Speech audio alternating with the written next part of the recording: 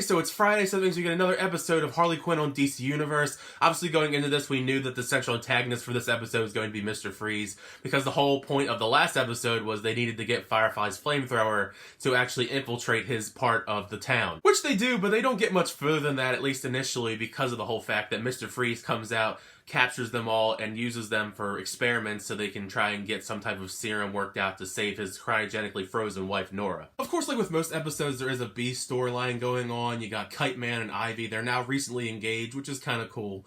And they're trying to look for a venue for their wedding. And there's one that Kite Man really wants. He's trying to impress the owner of the venue, but he's also battling it out because his arch nemesis, Condiment King, wants the venue as well. Which I was not expecting a Condiment King cameo in this, which was kind of cool. Just like every episode so far this season, I thought this was another very solid episode. It has a lot of really fun, quirky humor, basically everything you come to know from the series so far. I actually think this episode even does a really good job with the B storyline going on with Ivy and Kite Man trying to get the venue and fighting Condiment King for it. It doesn't go on too long. I think that's maybe partially why I liked it at least a little bit more than the other B storylines. But I think that this episode does showcase a lot more of how great of a character Mr. Freeze is. I think Alfred Molina, I think this is definitely a really great showcase of just how great of a character Mr. Freeze can be, and just the actual vocal talent involved as well. Because even in just this short episode, you see how much of a complex character he is, because he's technically a villain. He's charming and he's also menacing, but he's doing it he's doing all this stuff just to save his wife Nora. He's not really like, you know, the Joker or any of them like that. He's kind of just, you know, that's his one goal.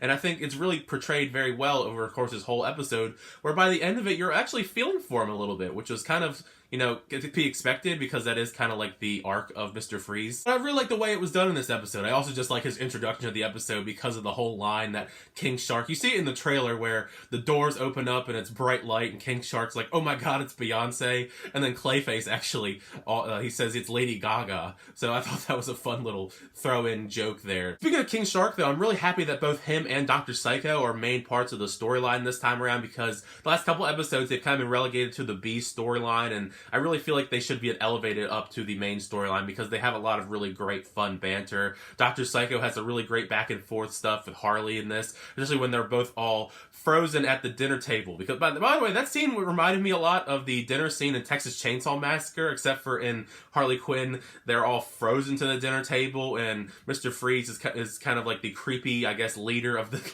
leading them all in, bringing in Nora's frozen corpse, looking very scary, by the way, but just traumatizing. The way that she wheels in Nora and her face just looks horrified, like scared out of her mind, and that was really creepy. That was another thing I wasn't expecting in this. But of course, Harley doesn't believe that she's actually frozen by her own will, unfreezes Nora, and then she's rapidly dying. So she looks really bad. Mr. Freeze is angry, as you should be, and he's gonna blow up everything unless they can actually save her this time. It is really convenient that Ivy actually knows how to save Nora, and she's off doing stuff with Kite Man, but at least that she comes running as fast as he can, kind of just ditching the whole venue storyline completely. Condiment King has a couple fun condiment puns, but like they're okay. They're just like cringy dad joke kind of puns. I mean, it's Condiment King. Like, I'm not expecting award-worthy writing from Condiment King. Like I was saying earlier, that the actual ending for this makes you feel for Mr. Freeze due to the fact that Ivy makes the serum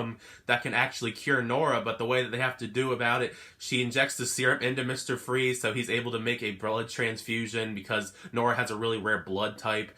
But if she does the whole blood transfusion thing with Mr. Freeze, when they do the blood transfusion, he'll die.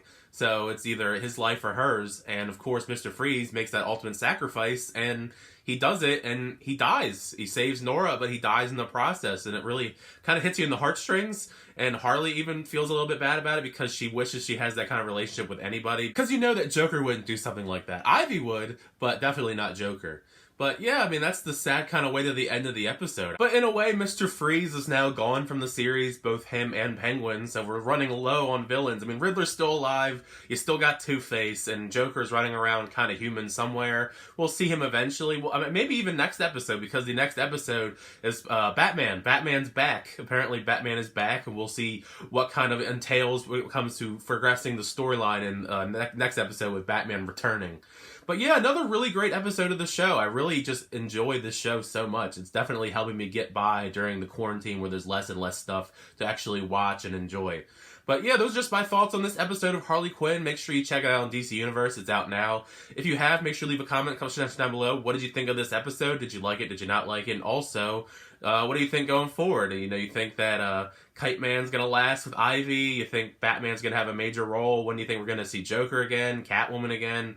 What are your predictions? Because either way, I love to talk about this show. I love about all things movies, TV here on the channel. But thank you as always for checking out my videos. I really do appreciate it. If you liked it, make sure you leave a like, hit that subscribe button. If you will keep updated my reviews, show reactions, unboxings, and more for the next time, I'll see you guys later.